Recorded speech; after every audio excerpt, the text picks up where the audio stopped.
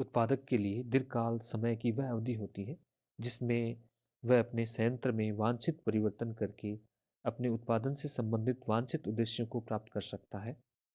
यहाँ सभी साधन परिवर्तनशील होते हैं, इस कारण से लागतें भी सभी प्रकार से परिवर्तनशील होती हैं। कोई भी साधन स्थिर न होने के कारण यहाँ किसी भी प्रकार की स्थिर लागतें नहीं आती हैं। दीर्घकाल में एक उत्पादक अपने संयंत्र के बारे में पूर्ण रूप से फ्लेक्सिबल होता है। समय का होराइजन बहुत बड़ा होने के कारण से वह नई नई तकनीकों का प्रयोग कर सकता है। रिसर्च एंड डेवलपमेंट पर खर्च बढ़ाकर वह अपने नए नए संसाधनों की खोज कर सकता है। वर्तमान संसाधनों की एफिशिएंसी को बढ़ा सकता है। नई नई मशीनों और तकनीक्स को इंपोर्ट कर सकता है और इन सभी प्रकार के इनोवेशंस के द्वारा अपनी वह लागत को न्यूनतम करने का प्रयास करता है और उत्पादन के किसी विशिष्ट स्तर के अनुरूप उस संयंत्र का चुनाव करता है जिस संयंत्र की लागत न्यूनतम होती है। इस प्रकार से दीर्घकालीन उत्पादन लागत किसी दिए हुए उत्पादन के स्तर को प्राप्त करने की न्यूनतम संभव लागत होती है। दीर्घकालीन लागतों में पहली लागत है दीर्घकालीन कुल लागत। दीर्घकालीन कुल लागत भी अल्पकालीन कुल लागतों की तरह एक उत्पादक के द्वारा एक वस्तु के उत्पादन में उठाए गए वे समस्त व्यय इसमें शामिल होते हैं जो एक उत्पादक साधन और गैर साधन आगतों पर करता है। इस प्रकार से दीर्घकाल में एक उत्पादक के पास चूंकि सभी साधन परिवर्तन करने का पर्याप्त समय होता है, वह सभी साधनों में समायोजन कर सकता है और अपनी लागतों को न्यूनतम संभव स्तर पर बनाए रखता है।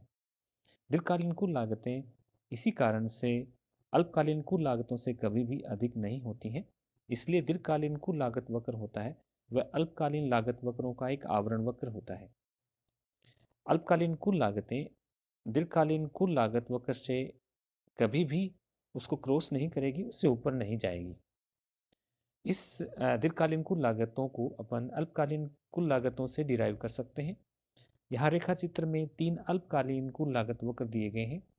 पहला STC1, दूसरा STC2 और तीसरा STC3, जो लागत के 3 स्तरों को और 3 प्लांटों को बताते हैं।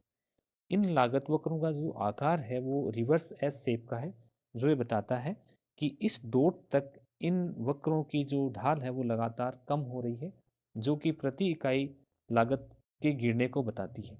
और इस डॉट के बाद इनकी लागत, क्योंकि इनका ढाल बढ़ रहा है, तो पर कैपिटा जो कॉस्ट है वो इसके बाद बढ़ना शुरू हो जाती है।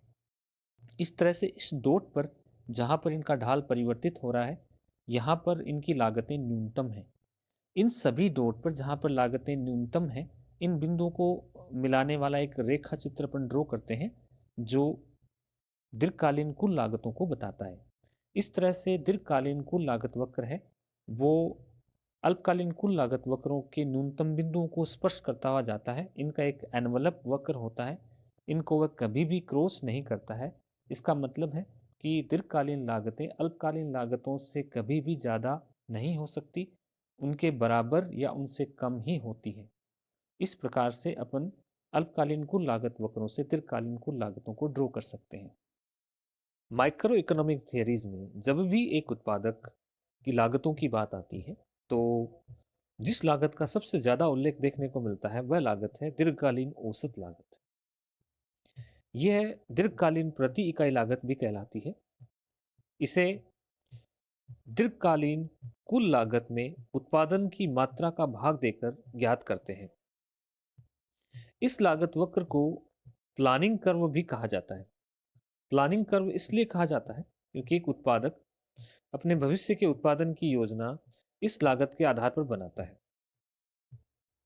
दीर्घकाल में एक फर्म और एक उत्पादक जो है अपने संयंत्र के प्रयोग में उसे पूर्ण स्वतंत्रता और फ्लेक्सिबिलिटी होती है, क्योंकि वह इस स्थिति में सभी साधनों में वांछित परिवर्तन करने की स्थिति में होता है। और जब वह किसी विशेष उत्पादन की मात्रा को उत्पादित करना चाहता है, तो उसके सामने कई सारे अल्पकालीन उत्पादन संयंत्रों के विकल्प उपलब्ध होते हैं। इन संयंत्रों में से वह उस संयंत्र का चुनाव करता है जिससे उसकी प्रति इकाई लागत न्यूनतम हो जाती है। इस तरह से दीर्घकाल में जब भी एक उत्पादक उत्पादन करता है, तो उसको आने वाली जो प्रति इकाई लागत है वह न्यूनतम संभव लागत को बताती है। दीर्घकालीन औसत लागत वक्र अल्पकालीन औसत लागत वक्रों का एक एनवलप कर्व होता है जो अल्पकालीन लागत वक्रों को स्पर्श करता हुआ यू शेप वक्र होता है। प्रारंभ में ये अल्पकालीन औसत लागत वक्रों के गिरते हुए भागों को स्पर्श कर रहा है। इसका मतलब है कि प्रारंभ में वह इन अल्पकालीन प्लांट्स का अनुकूलतम से कम प्रयोग कर रहा है। पी बिंदु के बाद यदि उत्पादन जारी रखता है तो वहां पर यह एसएससी वक्र के बढ़ते हुए भागों को स्पर्श कर रहा है। इसका मतलब है कि यहाँ पर प्लांट्स का ओवर यूज हो रहा है, क्षमता से अधिक प्रयोग किया जा रहा है। एकमात्र वह बिंदु जहाँ पर वह प्लांट का अनुकूलतम प्रयोग कर रहा है वह बिंदु पी है, जहाँ पर एस ए सी 4 और एल ए सी दोनों बराबर हैं और दोनों न्यूनतम भी हैं।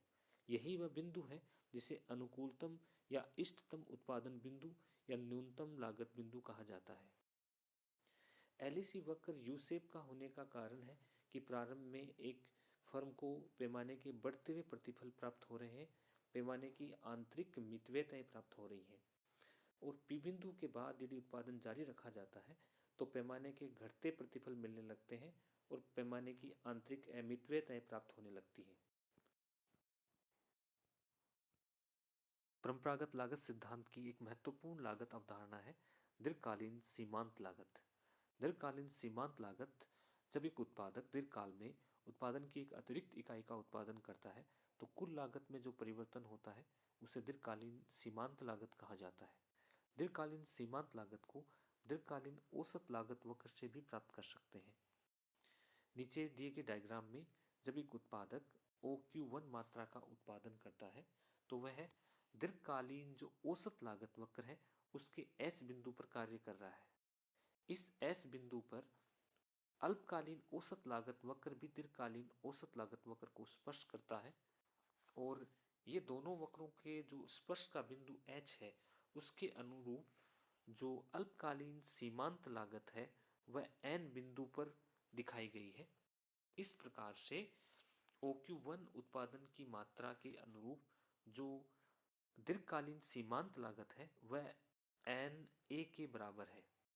इसी तरह से अपन जे बिंदु और के बिंदु को प्राप्त कर सकते हैं और इन तीनों बिंदुओं को मिलाने वाली एक वक्र बनती है जिसे दीर्घकालीन सीमांत लागत वक्र कहा जाता है।